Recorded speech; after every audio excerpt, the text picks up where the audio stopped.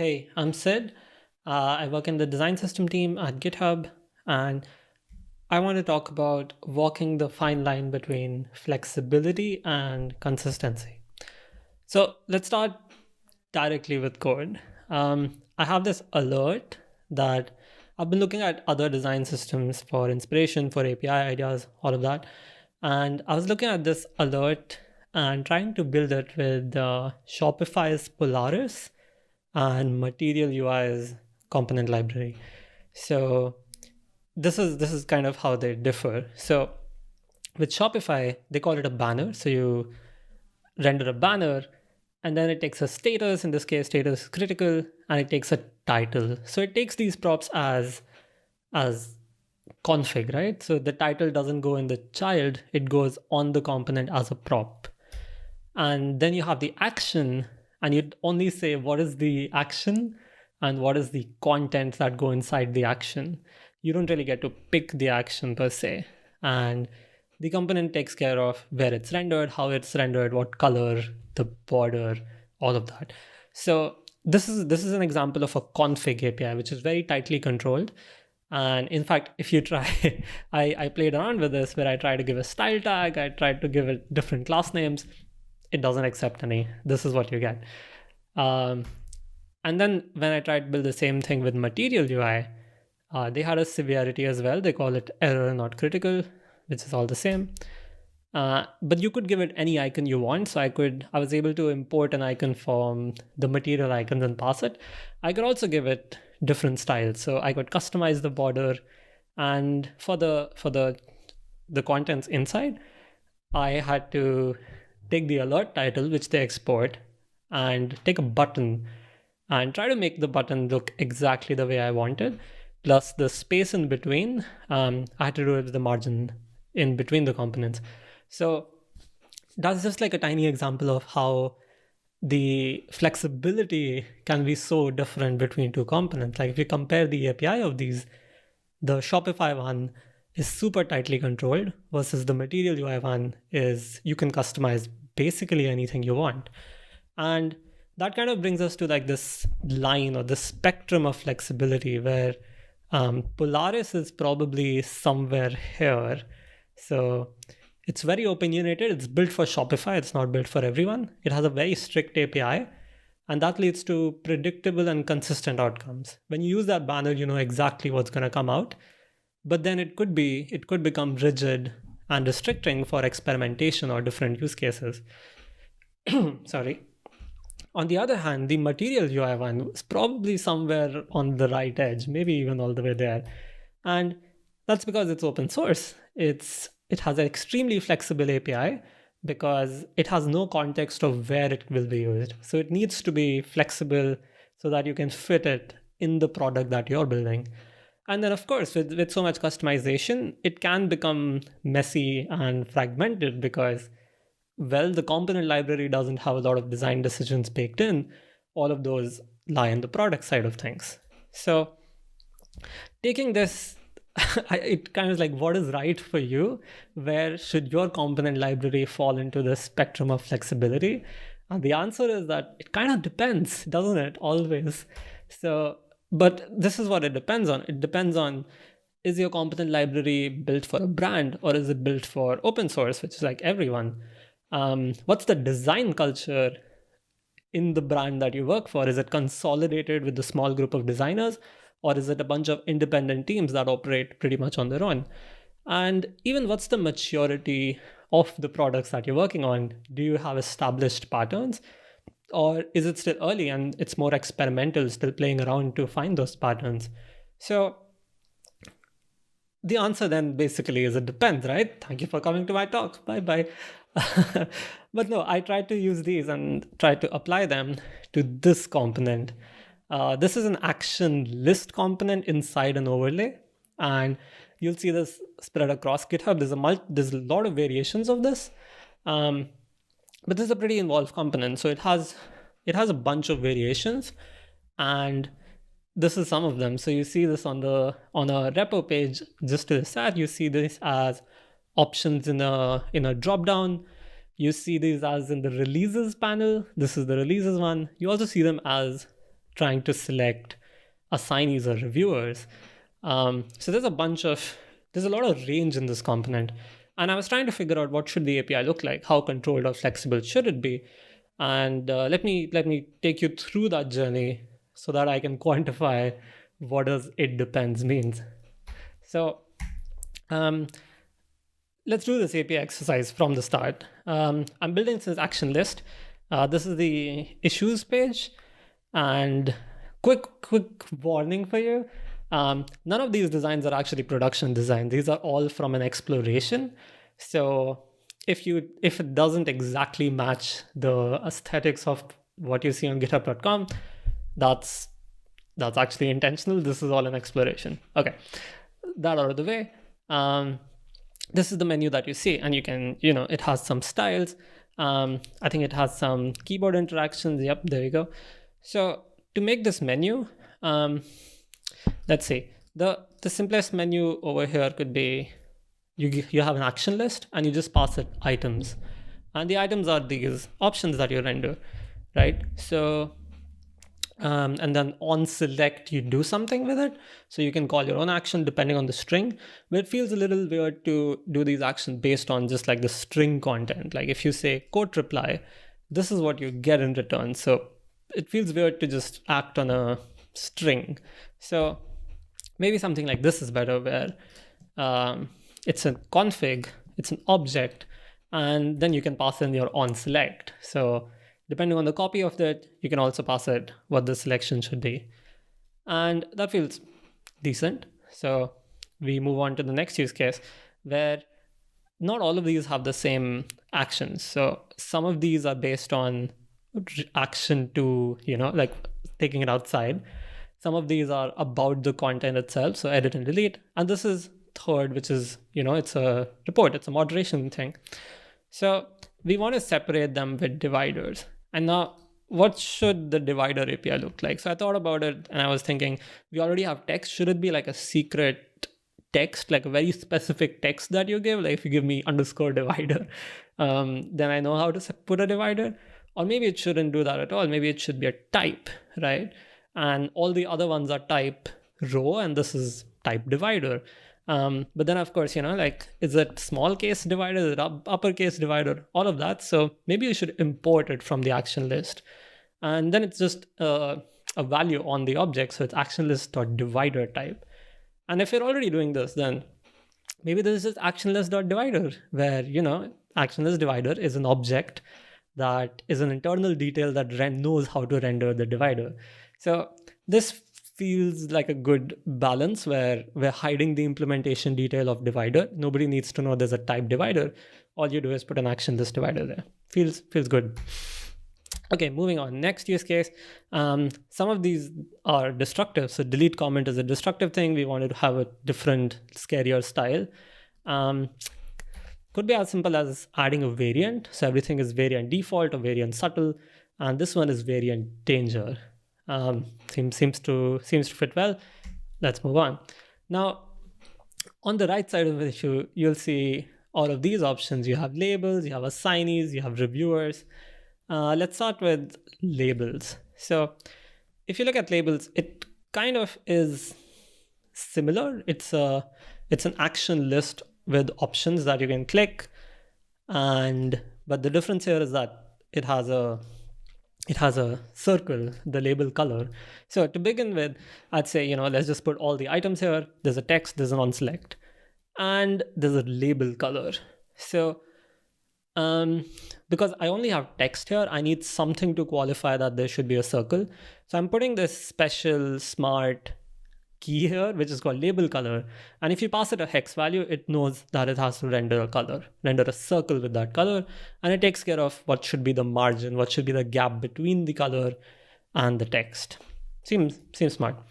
And, so you do it with all of them. And realistically, if this is being used in a product, it would look something like this. You would loop through repo.labels or like a config of labels and pull the label color out of it. Seems smart. Okay. But when we talk about assignees, doesn't have labels, it has avatars. So Do we just do repo.collaborators, map through them, and then you have text and onSelect, which is the same. But instead of label color, it becomes avatar. And it knows it has to render a circle, how much gap should there be, and you just pass the user.avatar URL. So seems smart enough. So we have, it could be a label color, or it could be an avatar, right? And the action list component knows how to render both of these. Seems okay. But then you have other things like milestones, which has this icon. You have projects, which has this icon. In fact, if I show you all of these samples, there's a bunch of these. Some of them have icons, some of them don't. Some of them has this indentation. But overall, it looks like most of these are either avatars or they're icons. Some of these are colored icons, but they're still icons.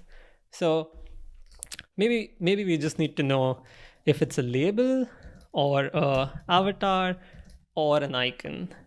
And that probably just works, doesn't it?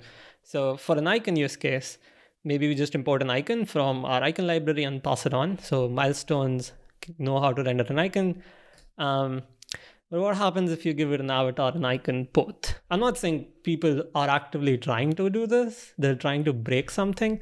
But it's more like if they're trying to achieve something else, like a selection, and they want to put a check mark, does this feel like a feasible solution? So you import the check icon and you want to show check mark next to the person it's assigned to. And you will end up with something like this in this case, where, there's not enough space for both of them. So they just kind of shift everything. And then you're thinking about, okay, how do I create that margin? How do I get more space? Maybe I can override some margin with CSS. And this API looks like that is a valid direction, even though we don't want you to do that with the component. So this is one of those things where if the API pushes you in a certain direction, it should be the direction that you want. You don't want people to make these decisions, fall into these traps, because they're not trying to break the API. They're just trying to create the selection feature. So coming from that, realize there should only be one prefix. There should only be one visual here, and it can be an avatar. It could be a label. It could be the selection icon, and you import that and you pass that as a prefix element. So in this case, you only get one. You get an avatar. But of course, if you get a prefix element, then you also need to pass it a prop. So you get something like maybe prefix props, where I have to pass the avatar URL, right? And if you think about it, this is like, if you have an element and props, this is a component. So we might as well just call it a component, right? So this is prefix, which accepts any component that you want, and it tries to put it here. Now, definitely more flexible, definitely more in sync with what we need it to do. But the trade-off here is that you could put any component that you want. So this opens up the API more than like just 3 allowed config to put whatever you want. But if you want an icon, then you can import the icon and put, what was it, the check icon is what I wanted. You could do something like that. So we don't call it the prefix, we call it leading visual, so that in sync with Figma. Tiny implementation details shouldn't matter. And it kind of works. You can pass it the avatar, you can pass it the label color, you could pass it the milestone icon. So it fits all of these use cases without really breaking the API. So I like it. Let's move on, make it more complicated, of course.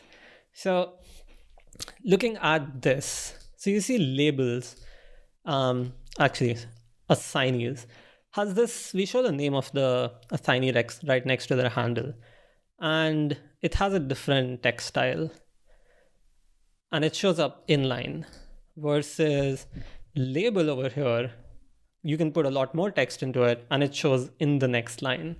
I think this pattern is also there in milestones, in the next line. Projects, it shows the repo or the org in the next line. So I'm just calling it description, right? This is another key. I don't want people to change the text color or anything like that. So I'm just accepting a text field here, which is user.name. And, also works for labels, because it could be, what's the label description? And then if you want it in the next line, then you give it a variant of block. So it could be inline, it could be block, and I call it description variant. So this is still pretty locked up. Like a config API seems to be, there's like one escape hatch and there's like the element and element variant ugliness, but overall it seems to be doing well. So let's keep going with this. So now, now let's talk about reviewers, because that's a slightly more complicated component. So this is what reviewers look like. And you'd see that in reviewers, you have suggestions at the top and you have everyone else at the bottom. So you have two variations of this. You kind of have groups of folks, which is not something you have in assignees. In assignees, it's just one flat list. But in reviewers, it's grouped. So how do we deal with groups here? Maybe we just pass the group. So, if like the user has recently edited, this is a function, could be anything. Then it goes into suggestions, otherwise it goes into everyone, right? So everyone with that title gets grouped, and we know we have to render the suggestions before the first one. Kind of icky, but could work. Okay, but how do we decide what comes first? Like, the suggestions come first or everyone? This isn't reliable, right? Because if the first one is everyone, then does that come first? That doesn't make sense. So that kind of leads us to a slightly different API where we want group metadata to be on the top so that, you can declare which comes first. And then now that you have these, we don't have to rely on strings anymore. We could make this ID, right? So if it's recently edited, then it should be the 0th element, which is suggestions. So you have the group ID here instead of group. And if otherwise it's like the other case, which is 1, which is of this element, everyone. Seems all right. I also did something else, which is this is filled up instead of being plain. So let me go back to the previous one. This was inline. Inline or subtle, but the next one is actually filled up. And different areas in GitHub use different styles for this. So I think in the reviewers, we definitely use a filled one, but there are other places where we don't, where we use a subtle one. So in this case, we'll kind of have to also say which variant we want. So we want the filled variant for reviewers, not the subtle one. And finally, we want this header, it says request up to 100 reviewers. So I put the header, I put title because that's what group also has, and these are similar APIs. And this is variant subtle and this is not filled up. This is always subtle. So it takes the same props. Looks fine. I'm not super happy with the group metadata and group ID. It's like, you have to create, this is kind of like a side effect of config based API where you have this group ID, but then you have to create another object because you can't fit that in items. It's not items, it's a different hierarchy. Well, but it scales. So, and finally, we have this, which is, we were only dealing with one sort of description. It was either inline or it was block. But here we have both because we actually want to say what's the reason they have been suggested. So we have inline and block both. And so how do you accommodate that? I guess you do this where instead of description, you have descriptions, plural, and you can give an array where you have two texts and then you have two variants. One is inline, one is block. And I don't know, if you give 3, I guess, then it has to fall into one of these and then the last one wins or something. So you can see like I'm forcing this API to kind of do too much, and it is struggling a bit. Like, this API isn't the most intuitive anymore. It started off strong, but not so much anymore. All right, and finally, if we don't want to do this, right? If you want to do something, like there is a point where you say, okay, this component is hard enough, and now we don't want to take care of this in the product, in the component library. This feels like a job for the product, right? Like, you have to defer responsibility and say, this is like inversion of responsibility and say, this is very product specific. This is not something happens across GitHub. This only happens on this one screen. So this should lie in the product, and we won't put it in the one that's common for everyone.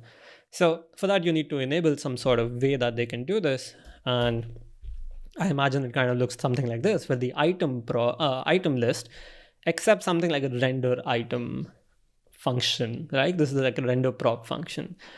Um, and then you get all the internal props, and these are props that are useful for all the behavior and hover styles and keyboard navigation. We have a lot of props for this, so we want all of those to get passed down.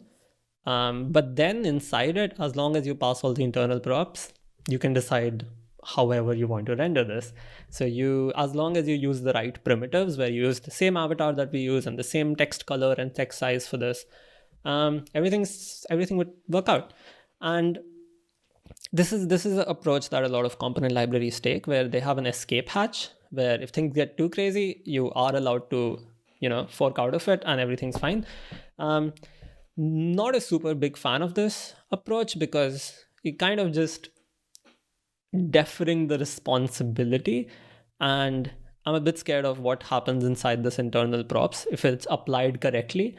And you can end up breaking responsive behavior or accessible behavior if not done correctly, if not composed correctly.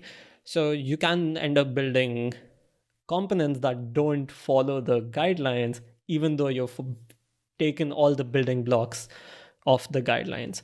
So all that to say that I don't think deferring the responsibility on the product is always the best idea. It's already, that's like the last resort, but I think we can do better here. So here's the other API style. Like if I think we've clearly seen here that this API needs to be a lot more flexible. So it probably doesn't, like the config based API doesn't really suit it well. We need a more composable API. So on the spectrum, we need to be a slightly more towards the right side. Maybe not all the way to open source style library, but somewhere in between those two. So this is what it would look like with a different API, where I have this action list. And then to render all the items, we used to do this, where we had this array of objects. Instead, you get a different item inside the action list, so which is just a component. So because this is all JavaScript, what you can do is create a component action list, create another component called item, and then attach it, because it's all objects, to the action list. So, and then you only export one, which is the parent. So you end up doing things like action list.item, and it maps to the internal item, which is perfect. So you get action list.item. You can put the text inside. You don't need to say text prop anymore, because React already has a way of putting content inside an element. It's called children. So you can use the children. You can just put it inside and pass the onSelect. Seems easy. Seems similar. Not that different. Seems to work well. All right, moving to dividers then. This is the next use case. This is how we did it earlier, where we had a few ways of cryptically telling what is the divider. In this case, I think it can just be a component, right? Because you render the action list divider, and just like item, it's a component, and you can put it wherever you want, and that creates the divider right there. Seems same. Not very creative. And then you had this variant. I think I'm going to keep that behavior. Variant as a prop seems to make sense. The default is inline or subtle, and you can pass the variant danger. All right, now this is where it starts getting interesting. So for the labels, selected. For labels, what we were doing was we had this leading visual, right? And so this is what it would look like by default. You would, inside the action list, you would map through labels, and then use the action list item, give it a key, because now it's a loop, we're mapping through it, and then have the onSelect, and then the children is where the label name goes. So we could just put something before this, like we could put the label color component, but then we would be responsible for what is the margin towards the right and stuff. Instead, what you could do is have action list.leading visual as a component, right? So you see what we're doing here. We're creating all of the child components that can be composed together to create this style. And the children know where they should go. Like the styles are already inside the component, so they always end up at the right position. So in this case, leading visual is this area on the left. It knows how much margin to put. It knows that it has to center vertically all the content inside. And then we could put label color.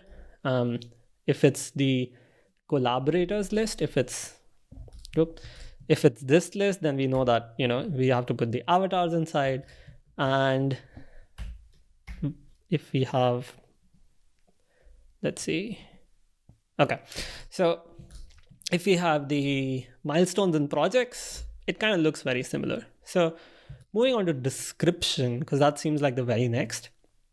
Again, does the description go here? Like, do I say user.name? But then I also know it has to have a different style. So maybe I'd use actionlist.description. In the previous API, it was just a variable here. In this, it's a component, and you say actionlist.description. And you see, as we're laying these down, they all know their place in the row of this component. So they all take up that space, which is already decided. And you could use a stack, you could use a grid for this in the action list, and each one could have its own grid position. So it's basically a layout component at this point.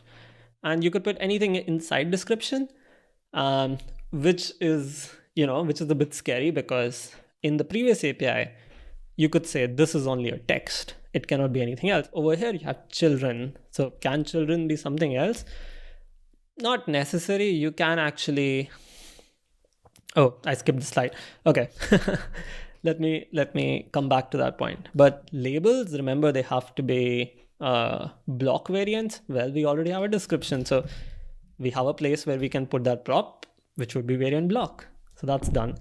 Now coming back to the thing I was saying about type, you can actually make description or make children be typed, right? There's a way to do that, which is you say, using TypeScript in this case, but you could do it with prop types as well, where the description type, the variant can be inline or block, but the children have to be a string. They don't have to be children as a node, right? Which is the default with React. It could be anything you want. You could have a number if you wanted. So in this case, we just type children as string, and if you try to give it something else, you get a warning that, please don't do that. It's not allowed. And to show you how this component actually works, how do things fall exactly into their spaces, what I have in this place, or at least this one that's rendered on the left, is I have something of like a slot-based API. So I have these slots where I have, this is the leading visual, this is the text, this is the space for inline description, and then I have space for block description. And what I'm doing is, if you use the children from action list, if you use the components that we ship with it, we look at the child.type. So I'm looping through all of these children, looking at the child.type.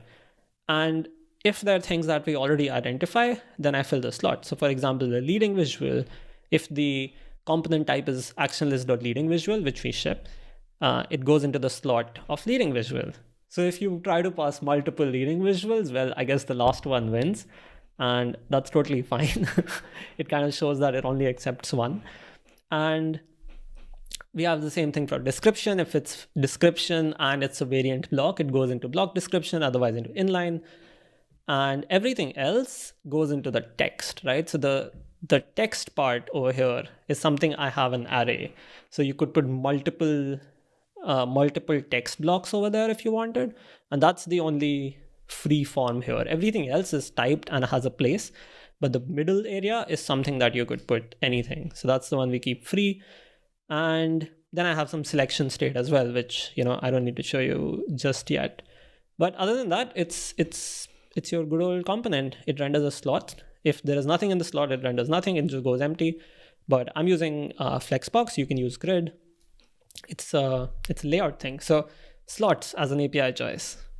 Really cool. I like it. Let's see if the milestone and project things with. So we have the leading visual, we have the name, we have the description. And you can see that I can switch what goes in the middle, what goes inside the slot, and I can get milestones, projects, labels, all of them fit in the slot. So I'm only changing the slot, the rest of the structure remains the same. It's perfect. All right. Now let's talk about this review. So in reviewers, remember we had the metadata thing, which I didn't like. In this case, we're kind of flipping the paradigm. Inside the action list, we want to put two groups of elements. So I just created action list.group, same style as before, and it takes a title, it takes a variant. And honestly, this title is not a text because I want to fill this group with all the items.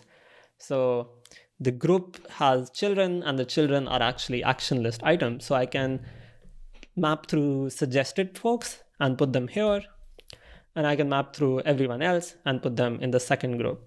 So then, there's no mapping, there's no metadata. It's all, you think of one group at a time, and then you fill what the folks that go inside it. And inside that, you have the same thing that we just saw. You have a leading visual, which has an avatar, you have the text, you have the description, nothing too wild. It kind of just works. It composes very nicely. Like, we didn't have to learn anything new. There were no extra props on the item.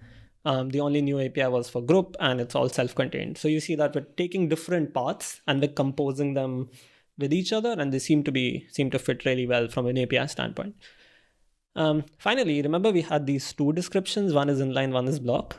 How do we fit these? Well, we just put two descriptions, I guess. So you have action list description variant inline, and we have action list description variant block.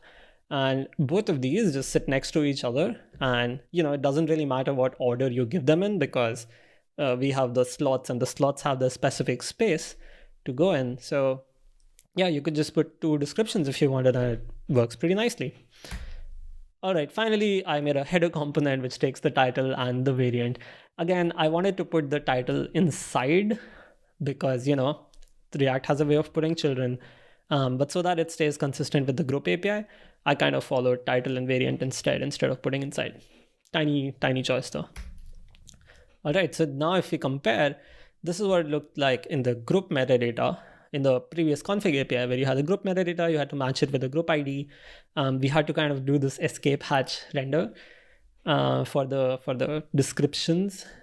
And over here, it's definitely, it looks a lot longer, but it's also more composable. So we've been able to take all the paths without breaking the API and keep composing them, and it kind of really works nicely. All right, so moving on from this, let's see if the other things work. So milestone is a leading visual, but it also has this cool effect where you can select something, and this we didn't even talk about in the, actually, you know what? There you go. So we didn't even talk about this in the config API because, well, I kind of didn't really have space for it anymore. But in this case, there are a bunch of things you could do. You could probably just show the check mark as a check icon, so if this milestone is selected, then put a check icon here.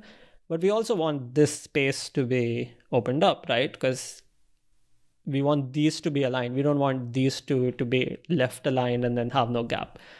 So this kind of doesn't work. You need to know that one of the slots is filled. So maybe do this, what we've been doing till now. You have action list.check, and then you pass check. So if it's checked true, then it renders this. If it's checked false, then it knows it has to put an empty space here. Kind of works. In the case of labels, actually, let's look at assignees. In the case of assignees, though, you'll notice that it's not a check anymore. It's a checkbox because it's multiple selection, not just one. So, we don't want to close this with a tick. We actually want to keep this open, put all the check marks. So maybe instead of check, we just do checkbox, and then it ships to. Kind of, but I think there's a simpler way because, to be honest, based on if it's a single selection or a multi-selection, we want to change the behavior, which is does it close instantly or not, and we want to change what the selection looks like. So I'm going to replace this with action list.selection, and the action list knows which selection to put based on the selection variant, or maybe a different name for this, like, single select, multi-select. I've chosen selection variant where you commit single and multiple. And based on this, the action select knows which selection style to render, right? So then it becomes slightly less of an API. You don't have to pick between a checkbox or a check mark, a check icon. You just have to say, I have selection in this. So you put that component, again, slots-based API, it knows, oop, what did I do? Oh, I clicked. I went into her profile. Give me a second. I need to go back. Go back? No? There we go. So yeah, this is, because of slots, it knows exactly where to render it, and it picks based on the selection variant. So the API is scaling well. And finally, we haven't really talked about how this gets rendered in the menu, right? So till now we've been looking at this, the contents inside, but what about the actual menu, the overlay, the, what you click to get this? So that's not action list, that's a different component called action menu. The names are similar because we want to couple them a lot of times. So let me see. Okay, this is not the example. So with the action menu, what you do get is an action menu.anchor. So for example, these 3 dots are an anchor for that case, but in this case, this whole thing is an anchor. So you have assignees and you have this gear, and the whole row is an anchor. So you can basically put anything you want. I have assignees and gear and they're aligned and whatnot. But other than that, anything else that I put here is rendered inside the overlay. So the action menu essentially knows, again, slots, knows what an anchor is, knows everything else is up to you. So you could put a menu, you could put an emoji picker. I should have the example. You should put the emoji picker here. Or you can put a selection action list with a selection variant, and that goes into the overlay. So what about this pattern that you see sometimes where you can have a search? So, I can search for Mike and this list filters, right? So we want to put something else here. Now, in a config-based API, you would kind of have to declare this, that use a filter, or, filter true, and then it would render the input. You would have to give this placeholder, find a user. You would have to say what happens on its on change. So you're looking at a bunch of config variables, a bunch of list of new props that would be added to the top level API. In this case, I think what we can get away with is render a text input. Render it. It will, if you render it here in the open area, it will go inside the overlay, right? It will go inside the body of it, and just before action list, and you can add an action menu divider or an action list divider. They're kind of the same, to get this behavior. And because we want some focus styles, like check this out. If I am selecting, I can move my keyboard around, but my selection state would still remain here so that I can keep typing. This behavior is very specific. So to do that, we actually ship action list or action menu.text input. And this is like, it renders the text input, renders the divider, it renders all the behavior, but then you basically can give it whatever placeholder you want. Oh, see, it's still locked on that. You can give it whatever placeholder you want, like this one. This one says find a user, and then in the on change you say filter users, and then you're responsible for filtering. So you control all the state in the product, which makes sense, and the component controls the layout and the behavior, but not the state. Makes perfect sense. So this is just an example of how you can use composable APIs to kind of compose components from the product and compose components from the component library, put them all together, and it kind of still works because we've thought of all those use cases where we don't really know what people will put here, but we know that they want to put things in the overlay. So we give them that slot, which is kind of an open slot, and you can fill that with the things you want. Okay, let's see. So to summarize, experiment to find out your spot on that flexibility, consistency spectrum, right? Like somebody else can't really tell you that. You have to know your company culture. You kind of have to know the kind of use cases that you serve. In our case, I thought we were more on the consistent side, but we're actually, in a lot of cases, we have to be, GitHub is big enough to be, like there are a lot of use cases. So we're probably slightly more towards the composable size, more flexible. But you can still use composition to allow flexibility without ejecting, right? And which brings me to the last point, like design systems are for people, component libraries are for people, brilliant quote. Love this. This is by Gina. And the summary there is that people using your components are just trying to build their products, right? They're trying to build products for their customers. They're not so much interested in what the API is, or they're not super interested in, the correctness of the API. It's nice when the API feels good. It's nice when the API is consistent. All of those things are important, of course. But that's not the main thing. The main thing is what can you build with the component, and so that you can build something for the customer. And this is where I really like the idea of composition allowing that flexibility, because the folks have to get their job done. If your component library doesn't do it, they'll do it with something else. They'll build their own custom components, right? There are jobs to be done. So that's the idea. Experiment to know where you are on the spectrum, use composition instead of ejecting out of systems, and finally remember that you're building for people. Thank you. That's it. If you want to look at Primer, if you want to look at the design system, it's right here. It's on github.com/primer. And that's my Twitter. If you like what you heard, if you want more of that, that's kind of it. So, ciao.